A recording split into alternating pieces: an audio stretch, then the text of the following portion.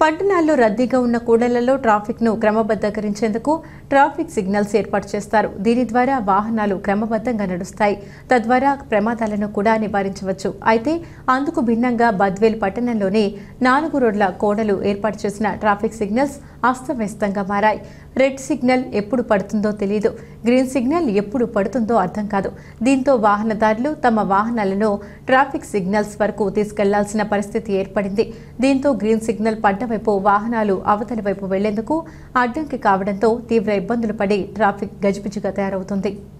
బద్వేల్ పట్టణంలో traffic signals అయితే ఏర్పాటు చేశారు, కానీ వాటి పర్యవేక్షణ మున్సిపాలిటీదా లేదా పోలీస్ డిపార్ట్మెంట్దా అన్న విషయం ఇప్పటికే తెలియడం లేదు. అయితే ట్రాఫిక్ నియంత్రించే విధులు పోలీస్ డిపార్ట్మెంట్ది కనుక సిగ్నల్స్ వద్ద పర్యవేక్షిస్తున్న పోలీసులు సిగ్నల్స్ క్రమబద్ధీకరించేలా చర్యలు చేపట్టాలా లేదంటే మున్సిపాలిటీ వారు చేపట్టాలా అనే విషయమే అసలు అర్థం కావడం లేదు. ట్రాఫిక్ సిగ్నల్స్కు ఏర్పాటు చేసిన సమయంలోనూ వాహనదారులు అయోమయంలో పడుతున్నారు. 4 రోడ్ల కూడలి వద్ద ట్రాఫిక్ సిగ్నల్స్ ఏర్పాటు 90 సెకండ్లకు, మరోవైపు 129 సెకండ్లకు పైబడి, మరోవైపు 60 సెకండ్లకు పైబడి, మరోవైపు 25 సెకండ్లు మాత్రమే సిగ్నల్స్ పడేలా ఏర్పాటు చేశారు. అయితే నిర్ణీత సమయానికి సిగ్నల్స్ పనిచేయకపోవడంతో వాహనదారులు తీవ్ర ఇక్కట్లు పడుతున్నారు. సిగ్నల్స్ వద్ద ఏ వైపు చూసినా కూడా సమయం చూపిస్తుంది, కానీ నిర్ణీత సమయం దాటినా కూడా రెడ్ సిగ్నల్స్ పడుతుండటంతో వాహనదారులు అయోమయంలో పడుతున్నారు. ఇలాగైతే ప్రమాదాలు సంభవించవా అంటూ ప్రజలు ఒకంత ఆగ్రహం వ్యక్తం చేస్తున్నారు.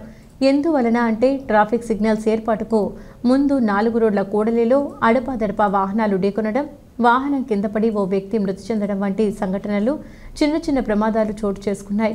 ఎన్నో ఏళ్ల అనంతరం ఏర్పాటు చేసిన ట్రాఫిక్ సిగ్నల్స్ కొంతకాలం పని చేయకుండా ఆగిపోవడం, పనిచేస్తున్నప్పటికీ నిర్ణీత సమయంలో సిగ్నల్స్ పడేలా పనిచేయకపోవడం వంటి సంఘటనలు చోటు చేసుకుంటున్నాయి. ఇలా అయితే సిగ్నల్స్ ఉన్నప్పటికీ ప్రమాదాలు జరిగే అవకాశం లేకపోలేదని వాహనదారులు పేర్కొంటున్నారు.